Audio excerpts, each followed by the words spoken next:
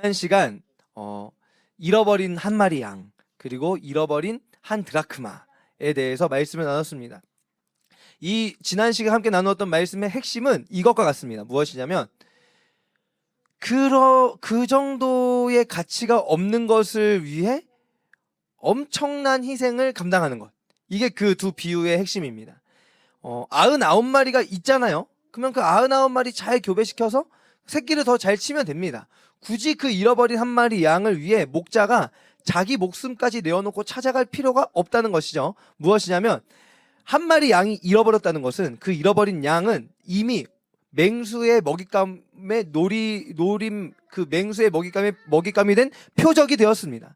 그러니까 그 양을 찾으러 간 목자는 자기가 아이언맨 슈트가 없는 이상, 그렇죠?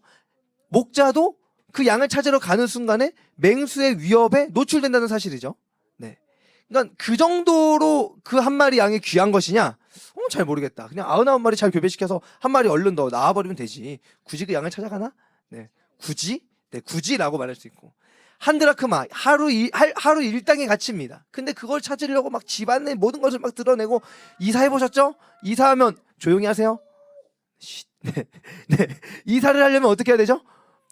한 명의 몫이 필요합니까? 막 두세 사람 막 와가지고 달라붙어야 되니까, 그렇죠? 하루 동안 일한다 그래도 두세 사람의 몫이 들어간다. 그러니까 이 한 드라크마를 찾기 위해서 사용되어지는 노동력은 한 드라크마의 가치를 넘어선다. 굳이 그래야 될 것인가? 그냥 밖에 나가서 하루 딱 일해가지고 벌어오면 되지. 이틀 3일치의 노동력을 해서 그 드라크마를 찾을 이유가 있는가? 했을 때 해석할 수 있는 방법은 무엇이죠? 사랑이었다는 것입니다. 그러니까 하나님은 죄인된 우리를 찾기 위해서 그 정도로 하길 원하신다. 그러한 사랑의 마음을 가지고 계신다. 그렇다고 한다면 그러한 사랑을 베푸시려고 하는 그 대상인 우리는 어떠한 사람들인가 했을 때 그것을 더 자세히 살펴볼 수 있는 것이 오늘의 비유입니다. 오늘의 비유 가운데 우리가 조금 더 초점을 맞추고자 하는 것은 따라해 보실까요? 교만. 네, 교만에 초점을 맞추려고 합니다. 전통적인 기독교의 지혜에 따르면 교만은요, 죄도 은혜도 인지하지 못하게 한다는 문제가 있습니다. 네, 교만은 그렇습니다. 또 교만이란 자기 도취입니다. 자아 도취죠. 그러니까 나르시시즘이라고 하는데 자기의 능력이나 자기 가치에 대한 평가가 과대평가되어 있어요. 그러니까 마치 이런 거예요. 나 정도면 천국 갈만해. 네. 이 정도는 살아야 천국 갈만하지. 이제 이러한 것입니다. 그래서 이런 것은 자신이 부족하다는 염려 때문에 생겨난 것이라고 할 수 있어요. 왜 그러냐면 오히려 자기가 부족하다고 느끼기 때문에, 뭐냐면 내 존재 자체로 무엇인가 부족하기 때문에 내가 뭔가 더 잘해야 되고 그 더 잘한 별 볼일 가치 없는 요 내 잘한 그 한 가지를 과대평가해서 나를 뭔가 드러내려고 하는 겁니다. 그러니까 나를 뭔가 내 진짜 모습을 감추고 숨기고 싶어서 이 나르시시즘이 나타나는 거예요. 나를 과대포장하고 과대평가하고 그렇게 남을 폄하하고 밟고. 네, 이거 진짜 무섭습니다. 이거 자기 자신은요, 이걸요 인지를 못해요. 이런 사람 만나잖아요. 진짜 인지를 못합니다. 근데 이런 위험성이 나한테도 있나라고 생각이 들면 괜찮은데 내 모습을 내가 돌아보면서 나는 그런 게 전혀 없어. 이런 사람이 이 나르시시즘이에요. 진짜 무섭습니다. 저도 이런 사람 만나본 적이 없다고 생각했는데 주변에 있더라고요. 근데 진짜 너무 힘들어요. 약간 새끼발가락을 밟고 일어서는 느낌? 그 사람이 나를 약간 살짝 새끼발가락 살짝 밟으면서, 그러니까 대화를 하는데 관계가 틀어지진 않는데 묘하게 기분 나빠요. 이상합니다. 네, 이런 거예요. 근데 이게 뭐예요? 이거예요. 네, 자기 특징 중에 하나 이거예요. 자기 잘못을 절대 인정하지 않습니다. 자기 잘못을 절대 인정하지 않고 그거를 인정하는 것을 죽는 것과도 같이 여기는 것 같아서 어떻게 해서든지 회피합니다. 거기에 대해서는 자기의 잘못을 인정하지 않으려고 회피합니다. 이게 뭐냐면 이게 나르시시즘인데 그것에 기반한 것이 뭐냐면 우리 신앙 안에서는 교만이에요. 교만. 그러니까 신앙의 나르시시즘은 교만입니다. 교만한 자는 절대 죄를 인정하지 않습니다. 하나님 앞에 회개가 점점 줄어듭니다. 회개가 줄어든 성도는 결국 어떻게 됩니까? 누군가를 정죄하기 시작합니다. 네, 누군가를 정죄하기 시작합니다. 이렇게 되면 교회 안에 누가 생겨나는 겁니까? 바리새인과 서기관이 생겨나기 시작하는 겁니다. 그런 것이죠. 오늘 이 말씀을 살펴볼 겁니다. 예수님 당시 바리새인과 서기관이 이와 같이 교만에 빠진 사람들의 모습이었습니다. 그러니까 그들은 자신의 옳음을 애써 증명하려고 하면서 어떻게 해요? 다른 이들을 더 공격합니다. 왜요? 비교 대상이 있어야 더 드러나니까. 그렇죠? 비교 대상이 있어야 나의 옳음이 더 드러나니까 그 사람들을 막 공격합니다. 너는 이것도 안 지키고, 너는 저것도 안 지키고, 너는 이것도 안 지키고, 저것도 안 지키고, 나 봐라, 나 이 정도도 하고, 이렇게도 하고, 저렇게 하고, 이렇게 하고 있잖아? 네. 바리새인과 서기관의 모습이에요. 한국 교회 안에 이러한 모습이 있다면 회개하셔야 됩니다. 네. 나는 새벽 기도도 다 지켰고, 내가 40년 새벽 기도, 이렇게 해버리고, 그쵸? 내가 금요차, 내가 건축한 건 막 얼마나 했는데 막 해가지고 딱, 그쵸? 내가 이 교회 이렇게 하는 순간부터 네, 문제가 심각해집니다. 자기의 옳음을 드러내면서 너는 그렇게 안 했잖아. 네, 이 문제가 심각해지는 거예요. 모든 인간은 여러분 죄인입니다. 인정하십니까? 내가 아무리 교회를 위해 한평생 희생하고 헌신했어도 나는 죄인입니다. 인정하시죠? 예수 그리스도의 은혜만이 필요한 자임을 인정하시는 것이죠. 네. 예수님의 그 두 아들 비유에서 둘째 아들의 자리에서 그 누구도 벗어날 수 없습니다. 아멘이시죠? 네. 벗어날 수 없습니다. 그런데 교만한 자들은 이 사실을 인정하지 않습니다. 이 사실을 인정하지 않으면 누구의 자리로 가는 겁니까? 첫째 아들의 자리로 가는 겁니다. 오늘 말씀을 통해서 교만한 첫째 아들의 모습이나 그러한 중심을 내가 가지고 있다는 것이 발견된다면 기꺼이 내어버리고 겸손의 자리에 서게 되는 우리 모두 되기를 소망합니다. 아멘이시죠? 또한 둘째 아들과 같이 결국에는 회개하여 아버지 품에 안기는 그 둘째 아들과 같이 겸비한 중심으로 아버지 품에 안겨지는 우리 모두 되어지기를 소망합니다. 아멘. 아멘. 그러면 먼저 둘째 아들에 대해서 한번 살펴봅니다. 올바른 자. 모든 죄인된 자들의 모습을 보여주는 것입니다. 예수님의 비유에서 둘째 아들은 아버지의 재산을 유산으로 자신에게 줄 것을 당당하게 요구합니다. 아버지의 죽음을 근거로 아버지의 몫을 요청하는 것이죠. 마치 이런 거예요. 우리 자식들이 아빠가 가지고 있는 컴퓨터와 핸드폰과 아이패드가 너무 부러워. 시계가 너무 부러워. 그러니까 이렇게 말하는 거야. 아빠 빨리 죽어. 그러면 내가 이거 가질 수 있잖아. 나쁜 놈이죠. 그렇게 말하면. 진짜. 그쵸? 그걸 누가 말했어? 오늘 이 누가복음의 둘째 아들이 아버지한테 그렇게 말한 거예요. 아빠 죽으면 내가 받을 유산 있죠? 그러니까 아빠 죽었다 치고 먼저 주세요. 이제 이런 거야. 그러니까 마치 만약에 둘째 아들이 무열이라고 만약에 한다면 무열이가 그런 아들이라는 게 아니에요. 여기 앉아있을 때 아빠 시계 진짜 좋으네. 그러면 아빠 죽으면 이거 내가 쓸 수 있으니까 아빠 죽었다 치고 먼저 주면 안 돼요? 라고 말하는 거예요. 진짜 나쁜 사람이죠. 그 나쁜 아들이 누구야? 이 둘째 아들이에요. 이 둘째 아들. 당당하게 말합니다. 그런데 이 모습을 봤을 때, 자, 이 둘째 아들은 아버지한테 직접적으로 죄를 지었죠. 그쵸? 다른 사람한테 형한테 죄를 지었습니까? 아니죠. 옆집 아저씨한테 죄 지은 거 아니죠. 아버지한테 직접적으로 죄를 지은 거 완벽한 불효입니다. 그쵸? 이 정말 히읗의 리을의 자식입니다. 그쵸? 이런 자식이에요. 네. 직접적으로 아버지께 죄를 지었습니다. 그런데 이 아버지는요, 또 이 아들의 요청대로 어떻게 하죠? 각각 살림을 나눠줍니다. 여기서 중요한 거 무엇이죠? 각각 나눠주었대요. 원어를 보아도요, 그들에게 각각 나눠줄 때 원어에서도 남성 복수예요. 그러니까 이 아들에게만 준 게 아니라 첫째 아들에게도 주었다는 것이에요. 네. 각각 나눠줬습니다. 나눠줬어요. 아버지 진짜 대단하신 분이죠. 유산의 명목으로 받은 재물을 이제 둘째 아들이 가지고 마음대로 할 수 있게 되었는데 이것을 가지고 어떻게 합니까? 재물을 모아서 먼 나라로 떠나갑니다. 그 둘째 아들은요, 부모를 공경하라라고 말씀하신 하나님의 계명도 어겼습니다. 조금도 생각하지 않았어요. 어기고 아버지를 모셔야 하는 책임도 저버린 채 먼 나라로 떠나서 모든 재산을 허랑방탕하게 다 써버렸습니다. 무엇이냐면 그냥 흩뿌렸다. 네, 씨를 이렇게 뿌리듯이 모래를 집어서 던지듯이 재산을 그렇게 다 날려버렸다. 이제 이런 거 다 날려버렸습니다. 여러분, 하나님께서는요, 하나님의 형상을 따라 사람을 지으셨죠. 우리를 자녀와 같이 대우하시죠. 그런데 온 세상 만물을 우리에게 또한 다스리라고 허락하여 주셨죠. 그런데 우리가 어떻게 했습니까? 하나님의 영광을 더욱 드러내기보다 자신의 영광을 더욱 드러내고자 했습니다. 하나님과 동등한 자리에까지 올라가려 했죠. 하나님을 떠났습니다. 그렇죠? 모든 사람은요, 이 둘째 아들의 자리에 있습니다. 모든 사람은 이 둘째 아들의 자리에 있어요. 하나님을 섬긴다고요? 섬기기는 뿔, 그렇죠? 뿔이죠. 네, 제 안에 분노가 가득해가지고 자꾸 막말이 막 나요. 막 개뿔에 뭐 쥐뿔도 하지도 않고 뭐 이렇게 말하는 거죠. 네, 네, 그죠. 강아지 뿔. 네, 그런 겁니다. 조금 맞아요. 조금도 섬기지 않았어요. 조금도 섬기지 않았어요. 조금 섬기지 않고 아무도 하나님을 섬기려 하지 않고 다 나 자신을 섬기면서 하나님을 떠났습니다. 둘째 아들처럼요.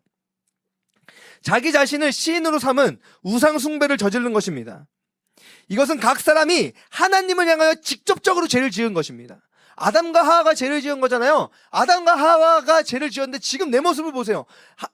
내 육신의 부모님을 통해서 내가 태어난 이후에 하나님을 향한 내 모습을 보세요. 내가 하나님께 직접적으로 죄를 짓지 않았습니까? 아니요. 우리는 모두 다 하나님께 직접적으로 죄를 지었습니다.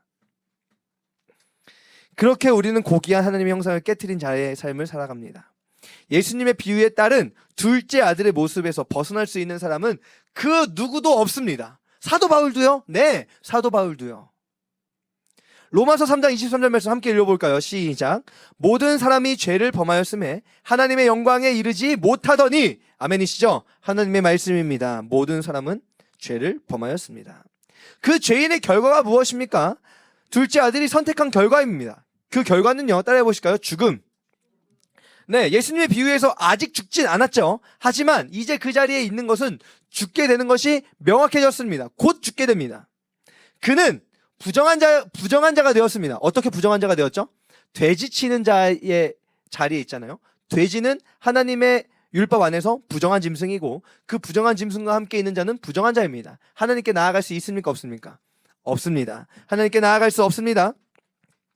또 자기는 배가 고파 줄여 죽는 상황에 놓여져 있는데 본인이 느꼈습니다. 아, 나 이렇게 하다가 굶어 죽는구나. 느꼈습니다. 무엇이냐면 자기의 힘으로 그 자리에서 벗어날 수 있는 능력과 그 힘은 없습니다. 이제 그 현실을 그저 받아들여야 될 뿐입니다. 한탄하는 것 소용없습니다. 죄인의 인생은요, 채워지지 않는 공허함을 경험하며 살아갑니다. 이 공허함은 하나님만으로 채울 수 있습니다. 그러나 우리는 하나님 앞에 나아갈 수 없는 부정한 존재들이죠. 둘째 아들처럼 말입니다. 이제 우리 앞에 놓인 것은 그 공허함 가운데의 죄의 결과로서 죽음이고 그 죽음 이후에 있는 심판과 형벌뿐입니다. 전혀 소망이 없는 이 둘째 아들의 현실이 바로 죄인된 모든 사람, 우리의 현실이 되었습니다. 여러분, 모든 사람이라고 했습니다. 예수님께서 이 비유를 하실 때에 나와 있는 죄인과 세리들 뿐만 아니라 그것을 바라보며 손가락질하고 있는 바리새인과 서기관도 이러한 자리에 있습니다. 예외가 될 수 없습니다. 종교적 생활을 아무리 열심히 해도, 선행을 아무리 많이 하여도 죄인된 우리는 스스로의 힘으로 이 상황에서 결코 벗어날 수 없습니다. 그러면 어떻게 해야 되는 것입니까? 회개입니다. 회개이고 회심입니다. 이 아들이요, 어떻게 말하냐면 누가복음 15장 18절 20절 말씀에 내가 일어나 아버지께 가서 이르기를, 돌아갈 때 누구를 떠올리죠? 아버지를 떠올려요. 아버지께 가서 이르기를 이라고 하잖아요. 그는 아버지라 부릅니다.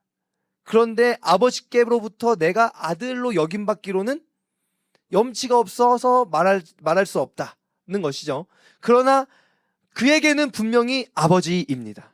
그러니까 그가 돌아갈 때에 무엇을 의지해서 돌아갈까요? 아버지의 사랑을 근거해서 돌아갑니다. 아버지의 자비하심을 의지해서 돌아가는 겁니다. 아버지의 긍휼히 여겨주시는, 그 불쌍히 여겨주는 그 아버지의 사랑을 바라보며 돌아가는 것입니다. 차마 아버지가 나를 아들로 여겨달라는 말은 못하지만 그럼에도 나를 품어 안아주는 것은 아버지의 사랑을 의지하는 것이죠. 돌아가는 겁니다. 여러분, 오늘 우리의 회개는요, 이와 같은 것입니다. 잘못했습니다. 이 말 한마디면 용서받는다더라. 이런 비인격적 회개 아닙니다. 하나님께 직접적으로 죄를 범한 나, 하나님의 원수가 된 나입니다. 이것을 명확하게 인식한다면, 와, 어떻게 내가 이렇게 나갈 수 있지? 이런 마음이 드는 게 당연합니다. 그런데 그럼에도 불구하고 나아가게 되는 것은 내가 뭔가 많이 잘해서가 아니라 하나님의 자비하심 때문에, 하나님의 그 긍휼히 여겨주심 때문에, 나를 향한 그 하나님의 사랑을 바라보기 때문에 나아가는 것입니다. 이런 거예요. 하나님, 부르며 나아갈 때 그 하나님 부를 때 그 안에 담겨져 있는 것은 자비하신, 사랑이 많으신, 풍성한 그 은혜를 베푸시는 이것이 담겨서 나아가는 겁니다. 이것이 바로 회심이고 회개입니다. 이번 주에 저희 아이들이 저한테 물어봤어요. 예수님 믿는 게 도대체 뭐야? 아빠, 예수님 도대체 믿는 게 뭐야? 라고 물어봤어요. 그래서 믿는 게 뭐냐면 내가 지옥 가기 딱 좋은 자임을 인정하는 거야 라고 말했고, 그런데 그런 나를 하나님이 너무나 사랑하신다는 것을 기억하고 하나님의 그 사랑과 그 구원하신 능력이 필요해요 라고 말하는 사람이 예수님을 믿는 사람이야 라고 말해줬습니다. 맞습니다. 이게 진정한 회개이고 회심입니다. 그때 아버지께서 베푸시는 사랑, 감당할 수 없는 사랑을 베풀어 주십니다. 여기에서 더욱 확실하게 드러나는 것이죠. 잃어버린 한 마리 양을 찾아 떠나는 목자의 마음, 잃어버린 한 드라크마를 찾는 여인의 그 마음이 아버지에게서 나타납니다. 원수로 여겨 마땅한 아들입니다. 그런데 그 아버지 어떻게 하죠? 그가 돌아오기를 먼저 기다리고 있었습니다. 저 멀리 보이는 실루엣만으로도 아들인 줄 알아보고 막 달려갑니다. 목을 안고 입을 맞추면서 그를 막 끌어안습니다. 이 모습에서 보여지는 것은요, 단 한순간도 내 아들이 아니었던 적이 없다는 표현을 보게 됩니다. 하나님께서 죄를 짓고 하나님 앞에 죄인되며 원수된 나를 바라보실 때 단 한순간도 내 아들이 아니었던 적이 없다라고 하는 말씀으로 우리를 사랑한다 말씀하시고 우리를 그 품에 품어 안아주신다는 사실이죠. 여러분들의 자녀들을 생각해 보세요. 나한테 내 가슴에 대못을 막 박았어요. 저놈의 새끼 내 새끼 아니야 이렇게 하신 적이 있습니까? 저놈의 새끼 내 새끼 아니야 말로는 했을지 몰라도 그 말이 나오는 이유는 내 자식이니까 나오겠죠. 단 한 번도 내 마음의 중심에 내 자식이 아니었던 적은 없습니다. 하나님도 마찬가지셨다는 것이죠. 그렇게 오늘 우리를 품어 안아주십니다. 아들이 준비해온 말들을 다 쏟아내지도 못하게 하십니다. 아버지, 내가 아버지와 하늘과 아버지께 죄를 범할 싸움에 나를 품꾼 중에 하나로 여겨주세요. 품꾼 중에 하나로 여겨주세요 라고 말해야지 라고 했는데 21절에 아들이라 일컬음을 감당하지 못하겠나이다 하고 품꾼 중에 하나로 말을 해야 되는데 말을 못했습니다. 말이 뚱 끊기죠. 품꾼 중에 하나로 말을 하려고 하는데 22절에 아버지가 종들에게 말하는데 제일 좋은 옷을 가지고 와서 입혀라. 끝. 아들의 대접을 확실하게 하시는 아버지의 모습. 아버지에게는요, 죽었던 아들이 살아온 것과 다름이 없었던 것입니다. 여러분, 잃어버린 한 마리 양, 잃어버린 드라크마는 결국 그 잃어버렸다는 것은 무엇을 의미했던 것입니까? 죽음을 의미했던 것입니다. 아버지는 아버지를 떠나 집을 나간 둘째 아들이 죽은 아들로 여겨졌고, 그리고 실제 그 둘째 아들은 죽음의 상태에 놓이고 말았습니다. 아버지의 사랑이 그를 살려낸 것이죠. 아버지의 능력이 그를 살려낸 것입니다. 오늘 우리에게도요, 이 세상 그 누구든지 살기 위해서는 하나님 아버지의 사랑과 하나님 아버지의 능력이 반드시 필요합니다. 나의 선행과 나의 어떠한 삶의 그 아름다운 열매가 필요한 것이 아닙니다. 그러면 이제 이 가운데에서 첫째 아들의 잘못된 자리를 살펴봅시다. 첫째 아들. 예수님께서 이 비유를 하신 이유는요, 따라해 보실까요? 착각. 착각에 빠진 자들을 깨우시기 위해서 하시는 비유입니다. 첫째 아들도요, 잃어버린 아들이었습니다. 어떻게 알 수 있죠? 그의 태도에서 알 수 있습니다. 오히려 그는요, 둘째 아들보다 훨씬 더 잃어버려진 아들로 보여집니다. 그는 강력한 분노를 느꼈습니다. 이유는요, 그렇게 열심히 일한 나를 위해서는 아무것도 안 해줬으면서 저 인간 말종 같은 동생을 위해서는 잔치를 벌인 아버지의 모습 때문입니다. 첫째 아들은 아버지 집에서 함께 지내고 있지만 아들로서 함께 있었다기보다는 무엇으로 함께 있었죠? 품꾼 중에 하나로 함께 있었습니다. 결국에는요, 둘째 아들은 그래도 아버지가 나를 얼마나 사랑하고 있는지는요, 알았어요. 그쵸? 내가 아버지를 정말 요만큼도 사랑하지 않은 자였지 아버지는 나를 너무나 사랑한다는 사실을 알았어요. 그러니까 그 죽음의 자리에서 그 아버지께로부터 받았던 그 사랑을 기억하면서 아버지의 사랑을 의지해서 아버지께 돌아갈 결단을 내렸죠. 근데 이 첫째 아들은 아버지의 사랑 자체를 인정하지 않았습니다. 아버지의 사랑 자체를 느끼지 못했습니다. 그러니까 그 가운데에서 자식으로서 살아간 것이 아니라 종놈으로 살아간 겁니다. 이는 명확히 종교 생활로 자신의 옳음을 증명하려 하는 바리새인과 서기관들을 향해 하신 말씀입니다. 그들은 예수님께 나아온 세리와 죄인들을 경멸했습니다. 그리고 그것을 통해서 자신들의 우월함을 과시하려 했죠. 그들은 하나님 아버지의 자비하심, 하나님 아버지의 긍휼하심에는 관심이 없어요. 죄인들은 하나님께 오면 안 되라고 본인들이 재판해버립니다. 왜요? 자신들이 믿고 있는 하나님은 그러한 죄인들을 품어 안으시는 자비하신 하나님이 아니시기 때문이겠죠. 자기 자신에게도 하나님은 그러한 하나님이시고 타인에게도 하나님은 그런 하나님이셔야만 하는 것입니다. 그렇다면 도대체 그들은 어떤 하나님을 섬겼다는 것입니까? 그들은 모양만 가졌을 뿐 하나님 아닌 다른 신을 섬긴 것입니다. 우상숭배였던 것입니다. 그러므로 진정한 아들이라면 어떻게 해야 됩니까? 누가복음 15장 31절 32절 진정한 아들이라면 어떻게 해야 되는지 분명하게 말씀하십니다. 이거 한번 읽어봅니다. 시작. 아버지가 이르되 5페이지입니다.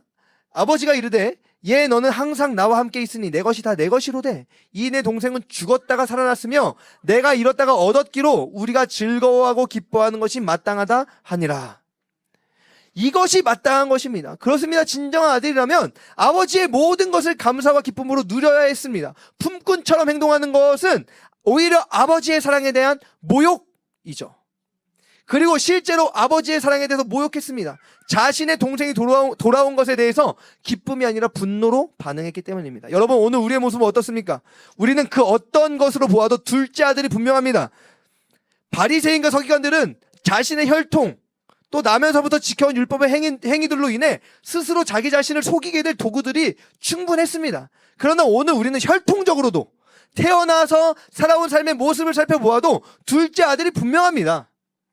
그럼에도 우리가 하나님을 믿고 살아온 시간들이 점점 쌓여갈수록 점점 내가 둘째 아들이라는 사실을 망각한 채 첫째 아들 같은 모습을 나타내 보이고 있습니다.